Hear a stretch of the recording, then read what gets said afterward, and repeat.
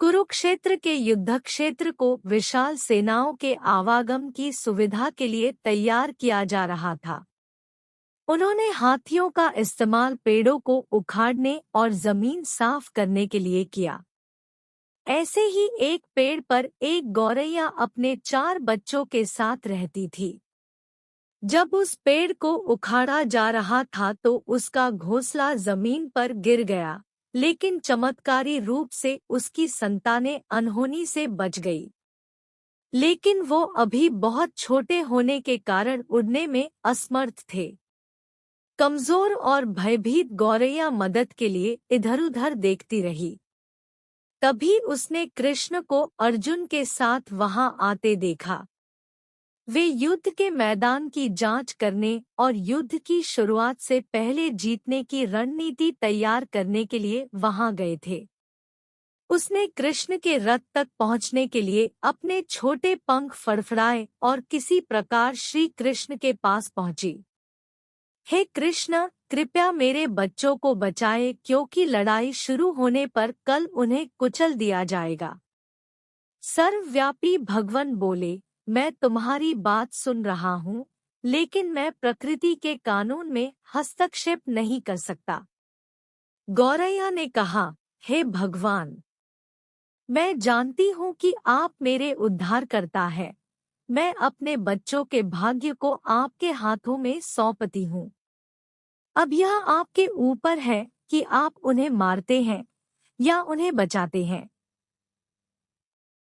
काल चक्र पर किसी का बस नहीं है। श्री कृष्ण ने एक साधारण व्यक्ति की तरह उससे बात की, जिसका आशय था कि वहां ऐसा कुछ भी नहीं था जिसके बारे में वो कुछ भी कर सकते थे।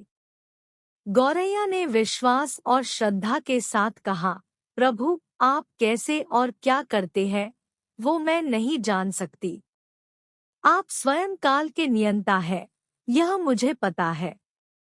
मैं सारी स्थिति एवं परिस्थिति एवं स्वयं को परिवार सहित आपको समर्पण करती हूँ।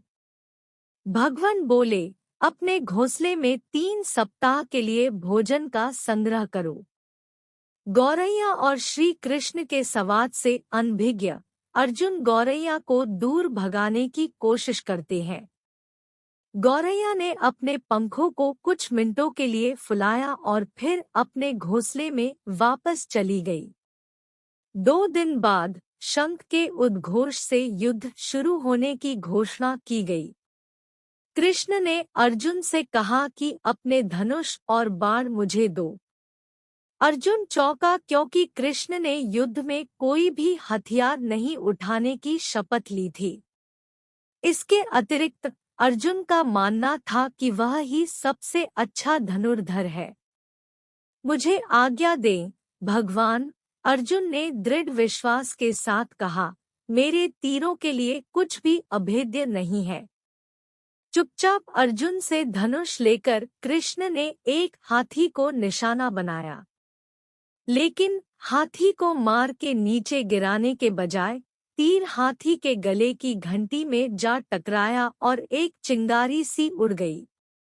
अर्जुन ये देखकर अपनी हंसी नहीं रोक पाई कि कृष्ण एक आसान सा निशान चूक गए। क्या मैं प्रयास करूं? उसने स्वयं को प्रस्तुत किया। उसकी प्रतिक्रिया को नजरअंदाज करते हुए कृष्ण ने उन्हें धनुष वापस दिया और कहा कि कोई और कार्रवाई आवश्यक नहीं है। लेकिन केशव, आपने हाथी को क्यों तीर मारा? अर्जुन ने पूछा। क्योंकि इस हाथी ने उस गौरैया के आश्रय उसके घोंसले को, जो कि एक पेड़ पर था, उसको गिरा दिया था। कौन सी गौरैया? अर्जुन ने पूछा। इसके अतिरिक्त हाथी तो अभी स्वस्थ और जीवित है, केवल घंटी ही टूटकर गिरी है। अर्जुन के सवालों को खारिज करते हुए कृष्ण ने उसे शंख फूंकने का निर्देश दिया। युद्ध शुरू हुआ। अगले 18 दिनों में कई जानें चली गई। अंत में पांडवों की जीत हुई। एक बार फिर कृष्ण अर्जुन को अपने साथ सुदूर क्षेत्र में भ्रमण करने के लिए ले गए। कई शव अभी भी वहां हैं, जो उनके अंतिम संस्कार का इंतजार कर रहे हैं। जंग का मैदान गंभीर अंगों और सिर, बेजान सीढ़ियों और हाथियों से अटा पड़ा था। कृष्ण एक निश्चित स्थान पर रुके और एक घंटी जो कि हाथी पर बांधी जाती थी उसे देखकर विचार करने लगे।